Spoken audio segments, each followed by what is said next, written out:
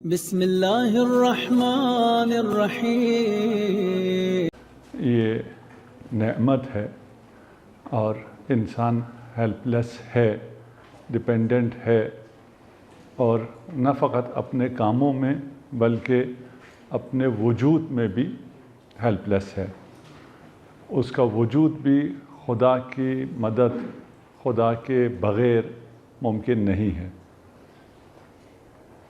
تو جو عام ماڈرن سائیکولوجی ہیلپ لیس ہونے کو مایوسی کی طرف لے کے جاتی ہے، قرآنک سائنس اس ہیلپ لیس ہونے کو خدا کی طرف لے جاتی ہے۔ یعنی میں ہیلپ لیس ہوں کا مطلب یہ ہے کہ میں نے اپنے آپ کو پہچان لیا ہے کہ میں خود سے کچھ نہیں ہوں، مجھے ڈیپینڈنٹ ہونا ہے، اور میں کس پر اپنا بھروسہ رکھوں، کون ایسا ہے جس پر تکیہ کیا جا سکتا ہے۔ ابھی میرے کمر میں درد ہے، مجھے پتہ ہونا چاہیے کہ میں کس کا سہارا لے سکتا ہوں۔ اگر اس کا اپنا کوئی اعتبار نہ ہو اور میں اس کا سہارا لے کے اٹھوں تو پھر میرے ساتھ جو ہونا ہے وہ آپ دیکھ لیں گے کہ ہمارے ہاں یہی چیزیں وائرل ہوتی ہیں کہ کون گرا اور کیسے گرا۔ تو یہ ہیلپ لیسنس انسان کو یہ شعور دیتا ہے کہ آپ خدا کے بغیر کچھ نہیں کر سکتے ہیں، آپ کا بھروسہ خدا پہ ہونا چاہیے۔ وہ ہمیں توکل کو صحیح سے سمجھا دیتا ہے۔ کل ہم نے توکل پہ تھوڑی سی گفتگو کی۔ اگر توکل کو ہم کل سمجھ پائے ہوں، ویسے تو میں بھی صحیح سے نہیں سمجھا ہوں، میں آپ کو کیا سمجھاؤں گا، تو ہماری زندگی میں کوئی مشکل باقی رہتی ہی نہیں ہے، ختم، سب مشکلات ختم ہو جاتی ہیں۔ یعنی آپ نے جو کچھ کرنا ہے اس میں آپ کا اعتماد ہو گیا اللہ پہ۔ توکل کا ہی مطلب ہوا نا، یعنی پوری زندگی میں، کسی خاص کام میں نہیں۔ اگر کسی کام میں آپ توکل کرتے ہیں تو پھر آپ میں توکل نہیں ہے۔ آپ کی زندگی توکل سے عبارت ہونی چاہیے۔ توکل ایک عقیدہ ہے، توکل ایکشن نہیں ہے۔ اس عقیدے کے مطابق جو ایکشن ہوتے ہیں اسے ہم توکل کہتے ہیں۔ اچھا، آپ کتنے آسانی میں آ جاتے ہیں، ایک کام ہے آپ کرنا چاہ رہے ہیں، وہ اگر ہو گیا الحمدللہ، اگر نہ ہوا الحمدللہ۔ مثلا مجھے ابھی یہ سچویشن ابھی بھی میرے سامنے ہے، اس سے پہلے بھی تھی۔ مجھے یورپ سے دعوت تھی، انہوں نے کہا جی آپ کا ویزا نہیں ہو رہا اور نہیں ہوا، اب آپ کیا کریں گے؟ میں کیا کروں گا، مجھے کیا مسئلہ ہے جو آپ مجھ سے پوچھیں میں کیا کروں گا؟ مجھے تو کوئی پریشانی نہیں ہے کہ میں کیا کروں گا۔ یورپ نہیں ہوا، مجھے کربلا سے بلاوا آ گیا، میرے لیے کوئی پریشانی ہے؟ ابھی آسٹریلیا کا ویزا نہیں ہو رہا، مجھے نجف سے بلاوا آ گیا،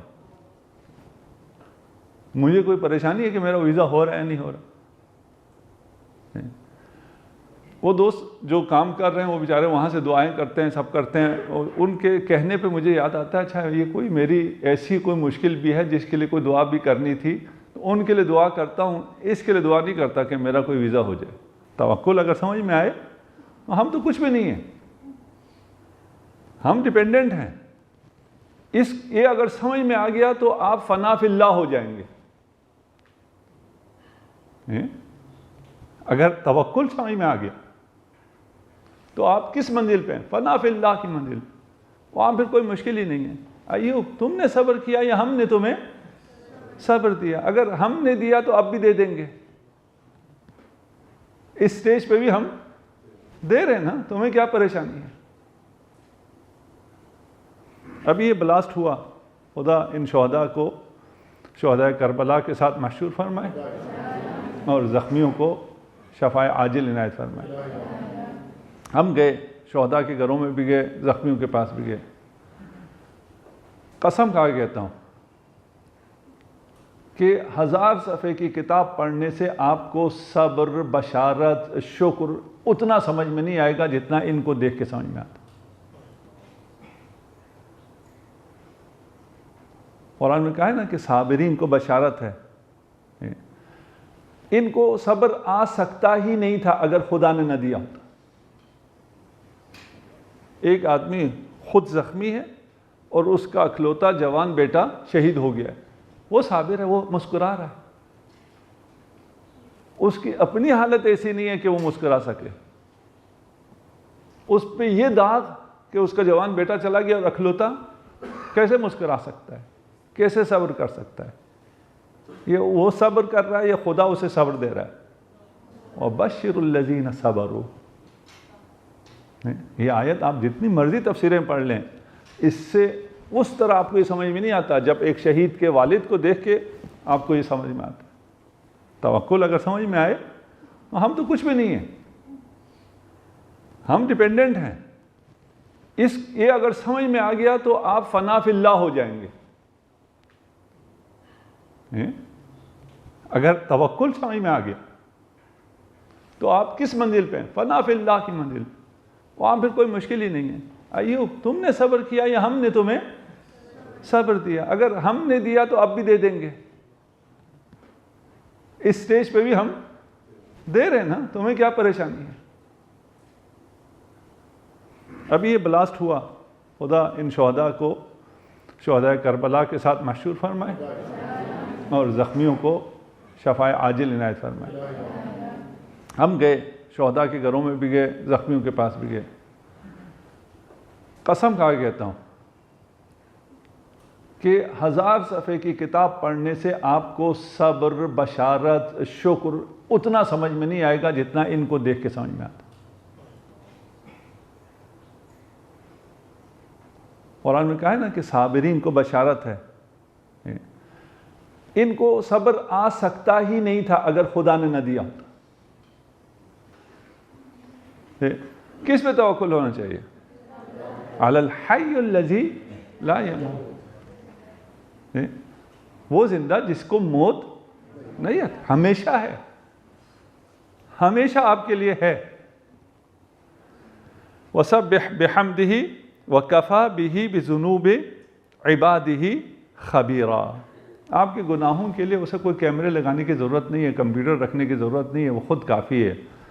آپ کے گناہ وہ خود ہی دیکھ سکتا ہے، اور بہت سے گناہ ایسے ہیں جس کو وہ فرشتوں سے بھی مخفی رکھتا ہے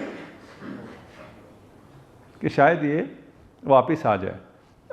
وَالَّذِينَ صَبَرُوا وَعَلَىٰ رَبِّهِمْ يَتَوَكَّلُونَ، یہ صبر بہت زیادہ ضروری ہے۔ دیکھیں یہ ایک ایسا پیکج ہے اللہ کی طرف سے کہ تمہیں جو چاہیے سب ملے گا، دنیا میں بھی ملے گا اور آخرت میں بھی ملے گا۔ مثلا ابھی آپ ایک روزہ دار کو افطار کرائیں، اس کا ثواب روایت میں دیکھ لیں، تو کھجور کے ایک ٹکڑے کے بدولت کے بدلے میں آپ کو سینٹورس مل رہا ہے۔ اب آپ میں سے کھجور کے ٹکڑے کی جگہ میں آپ کو کہوں 5000 روپیہ، 5000 روپے میں سینٹورس مل رہا ہے، کون خریدے گا؟ آپ بھی خریدیں گے، یہ بچہ بھی کہے گا میں خرید رہا ہوں۔ کدھر ہے 5000؟ میں لے آؤں گا، ابھی لے آؤں گا، ابھی جاؤں گا بابا کے پاس، ماما کے پاس۔ یہ نہیں کہے گا نہیں ہے میرے پاس 5000، خریدو گے نا؟ 5000 روپے میں پورا سینٹورس مل رہا ہے، کیونکہ اسلام آباد میں بیٹھے ہیں، جو آن لائن جا رہے ہیں ان لوگوں کو نہیں پتا سینٹورس کیا ہے، ایک بلڈنگ ہے پتہ نہیں کتنے ارب روپے کی، 5 روپے مل رہے ہیں، سب بھاگے بھاگے لیں گے۔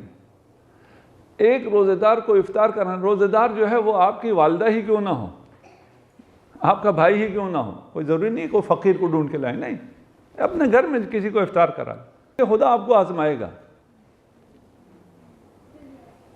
کہ یہ میرا ہے، یہ مجھ سے بزنس کرنے آیا ہے۔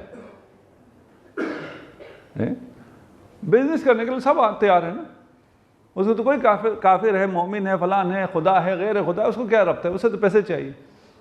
ٹھیک، الذین صبروا، صبر ضروری ہے۔ صبر کے بعد ہے کہ بات قبل غلط ہے، ہاں پہلے ہم نے کہا ہے، لیکن یہاں ہم سمجھنے کے لیے وَعَلَىٰ رَبِّهِمْ يَتَوَكَّلُونَ، رب پہ بھروسہ ہو، اور جب جواب نہ آئے تو صبر بھی کریں اور توکل بھی کریں اور شکر بھی کریں۔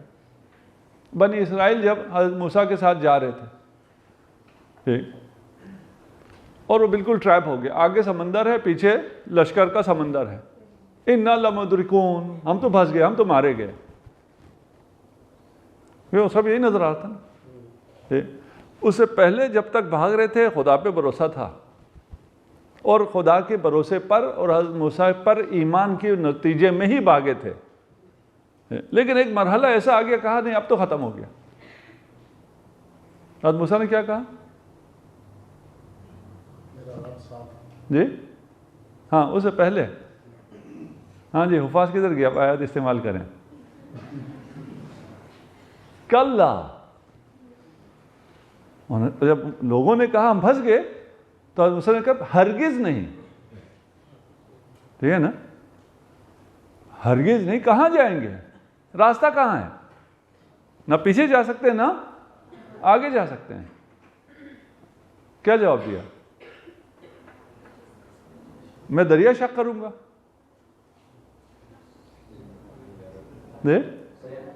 سیہدینی، مجھے ہی پتہ نہیں ہے،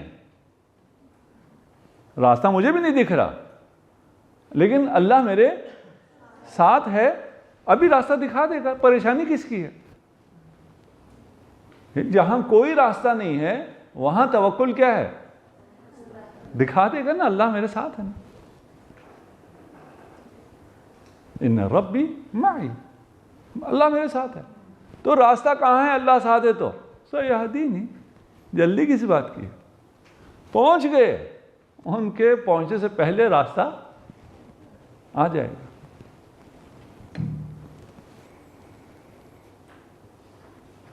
وَتَوَكُّلْ عَلَى اللَّهِ وَكَفَى بِاللَّهِ وَكِيلًا، اللہ کی ضمانت ہے، اور ہمیں اللہ کی ضمانت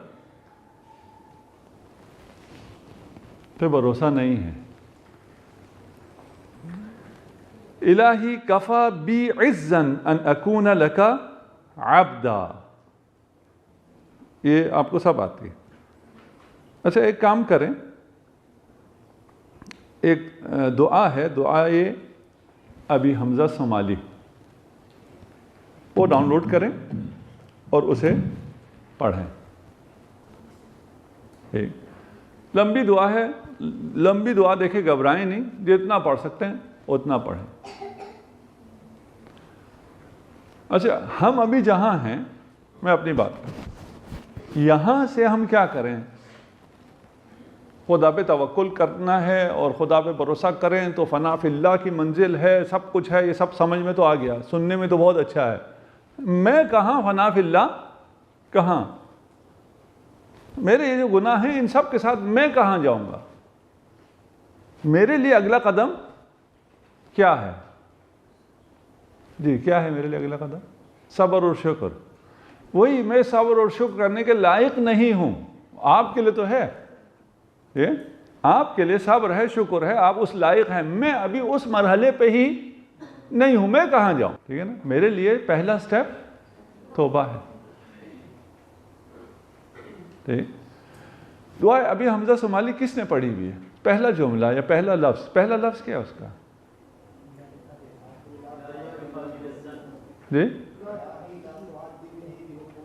ہاں ٹھیک ہے نا، الہی، ہمیں صرف اتنا چاہیے تھا، اگلا چھوڑ دیں۔ پہلا لفظ کیا ہے؟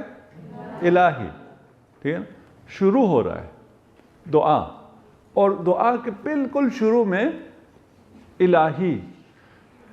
اگر بندہ اللہ سے گفتگو کر رہا ہو تو اس سے زیادہ محبت بھرا جملہ یا کلمہ نہیں ہے الہی۔ یا اللہ اور ہے، الہی اور ہے، ٹھیک ہے نا۔ دیکھیں بابا اور ہیں، میرے بابا اور ہے، ماں اور ہے، میری ماں اور ہے، ٹھیک۔ البتہ آپ کو جب غصہ آتا ہے تو آپ میری ماں کہتے ہیں، ٹھیک، اس میں پیار ہوتا ہے۔ الہی سے بڑا جملہ کوئی نہیں ہے جب آپ خدا سے خطاب کر رہے ہو۔ اور جب خدا آپ سے خطاب کر رہا ہو تو اس میں کون سا جملہ ہے جو سب سے زیادہ پیار جس میں ہے؟ ہاں ٹھیک ہے، عبادی، آپ سب شامل کریں نا، صرف اپنے آپ کو نہ رکھیں۔ ایک آیت ہے جس میں خدا آپ کو عبادی کہہ رہا ہے، تو یہ کون لوگ اس میں ہیں؟ دعا کرنے والے، مسلمان، پرہیزگار، عبادت گزار، مومنین، گناہگار، ہیں؟ سوال کرنے والے۔ ابھی آگے نہیں پڑھ رہے ہم صرف عبادی کہہ رہے ہیں، ٹھیک ہے نا؟ قرآن جب آگے پڑھیں گے تو وہ واضح ہے، ٹھیک؟ دیکھیں جب ہمیں صرف یہ ہو، عبد کون ہے؟ بندہ، میرا عبد یعنی میرا محبوب بندہ، ٹھیک ہے نا؟ میرا محبوب بندہ کون ہوگا؟ جو آپ لوگوں نے کہا بالکل وہی ہوگا، مومن ہوگا، پرہیزگار ہوگا، عبادت گزار ہوگا، خدا کو پکارنے والا ہوگا۔ لیکن یہ آیت کیا کہہ رہی ہے؟ قُلْ يَا عِبَادِيَ الَّذِينَ أَسْرَفُوا عَلَىٰ أَنفُسِهِمْ، جنہوں نے اپنے نفس کے ساتھ زیادتی کی، مشرکین جو خدا کو نہیں مانتے ان کو کہہ رہا ہے خدا۔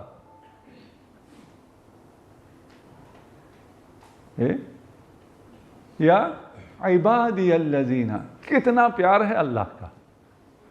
اب یہ مشرک بھی تو اللہ کا بندہ ہے یا نہیں ہے؟ یہ نہیں مانتا، نہ مانے،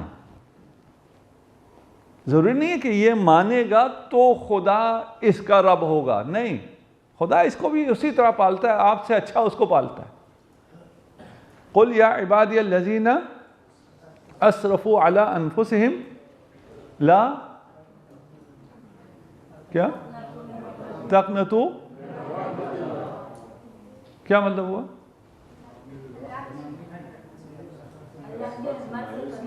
اللہ کی رحمت سے کبھی مایوس نہیں ہونا ہے۔ میرے لیے پہلا قدم توبہ تھا، میں کہوں میں کہاں اور رجوع اللہ کہاں، توبہ کہاں، میرے گناہ ایسے ہیں، میرے گناہ معاف شاید نہ ہوں، تو خدا مجھ سے ہی کہہ رہا ہے تو جو گناہگار ہے نا، تجھے ہی کہہ رہا ہوں مایوس نہ ہو۔ تو مشرک جو ہے اس مشرک سے بھی کہہ رہا ہوں مایوس نہ ہو۔ ان اللہ یغفر الذنوب جمیعا، جمیع کا کیا مطلب ہے؟ سارے گناہ، سارے گناہ میں کہہ رہا ہے مشرک سے، البتہ خطاب مشرک سے ہے، ہم بھی شامل ہیں، یعنی ہم بھی مشرک ہیں نو، ٹھیک ہے نا، لیکن ہم شامل ہیں۔ وہ کیسے شامل ہیں؟ ابھی میں تفسیر الکوثر سے پڑھ رہا ہوں، آپ کو تفصیل کے لیے آپ تفسیر الکوثر پڑھ لیں، وہاں آپ کو تفصیل مل جائے گی۔ تھوڑا بہت میں اپنی طرف سے خراب بھی کر رہا ہوں، اس خرابی کو بھی خیال رکھیے گا۔ خدا کیا کہتا ہے؟ ایک اور آیت ہے جس میں کہتا ہے کہ ایک گناہ ہے جسے میں معاف نہیں کروں گا، شرک۔ یہاں کہہ رہے سارے گناہ معاف کر دوں گا، تو شرک بھی آ گیا نہیں آیا؟ جی آیا نہیں آیا؟ آیا، چلے نہیں والے کم ہو گئے، نہیں آیا۔ شرک تو معاف نہیں ہو سکتا نا، جو چیز معاف نہیں ہو سکتی وہ اس میں کیسے آ گیا؟ یہ کہا ہی مشرک سے جا رہا ہے، شرک کی ساری، مشرک کے سارے قسموں سے کہا جا رہا ہے کہ تم مایوس نہ ہو، تم آ جاؤ، میں تمہارے سارے گناہ معاف کر دوں گا، شرک بھی تمام اقسام کے ساتھ معاف کر دوں گا۔ آیت کیا کہہ رہی ہے؟ مشرک سے کہہ رہی ہے، مشرک اللہ کے، اے مشرک تم اللہ کی رحمت سے مایوس مت ہو۔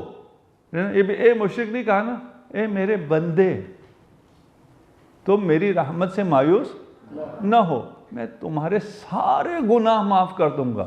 ان طلباء کی باتوں میں نہ جاؤ، شرک کی اتنی اقسام میں اتنی معاف ہوتی ہیں، اتنی معاف نہیں ہوتی، چھوڑو ان لوگوں کو، آ جاؤ، یہ سب معاف ہو گیا، اس لیے کہ اللہ کی رحمت بہت وسیع۔ تو وہ کیا ہے جو شرک معاف نہیں ہوتا؟ وہ بھی تو آیت ہے نا، وہ بھی تو آیت ہے، وہ کیا ہے؟ ہاں اس کا کیا مطلب ہے؟ ادھر تو سارے معاف ہو گئے تو شرک بھی معاف ہو گیا، تو اس کا کیا مطلب ہے؟ یہاں رحمت واضح ہو رہی ہے، جہاں غضب واضح ہو رہی ہے وہاں پہ معاف نہیں کریں گے، جہاں رحمت ہے وہاں معاف کر دیں گے۔ یہ تو آپ کی طرح ہو گیا، آپ اچھے موڈ میں ہوں تو جو مانگے دے دیں، اچھے موڈ میں نہ ہوں۔ بات دنیا اور آخرت کی ہے۔ دنیا میں سب کچھ معاف ہے اگر آ جاؤ توبہ کر لو، آخرت میں شرک معاف نہیں ہے، باقی سب جو خدا چاہے معاف کر سکتا ہے۔ دنیا میں توبہ کرو سب معاف ہے، آخرت میں معافی کا، شرک کی معافی کا باب بند ہو گیا۔ یہ نا توبہ کب تک ہے؟ روایت میں ہے نا جب تک جان یہاں نہ پہنچ جائے تب تک توبہ ہے۔ ایسے تو فرعون نے بھی توبہ کیا تھا۔ اب روایت ہے، صحیح ہے غلط ہے مجھے نہیں پتا، روایت میں یہ ہے کہ فرعون نے توبہ کیا اور موسیٰ سے کہا کہ میں تمہارے رب کو مانتا ہوں، تو موسیٰ نے کیا کہا؟ مر جاؤ، اتنی دعائیں کی ہے تمہارے مرنے کی، اب توبہ۔ تو روایت ہے، میں روزے سے ہوں، صرف روایت صحت و سقم کی بات نہیں کر رہا۔ خدا نے کہا اگر اس نے مجھے پکارا ہوتا نا میں معاف کر دیتا۔ موسیٰ سے کہا نا یا موسیٰ میں تیرے رب کو مانتا ہوں، اگر مجھے پکارا ہوتا میں معاف کر دیتا۔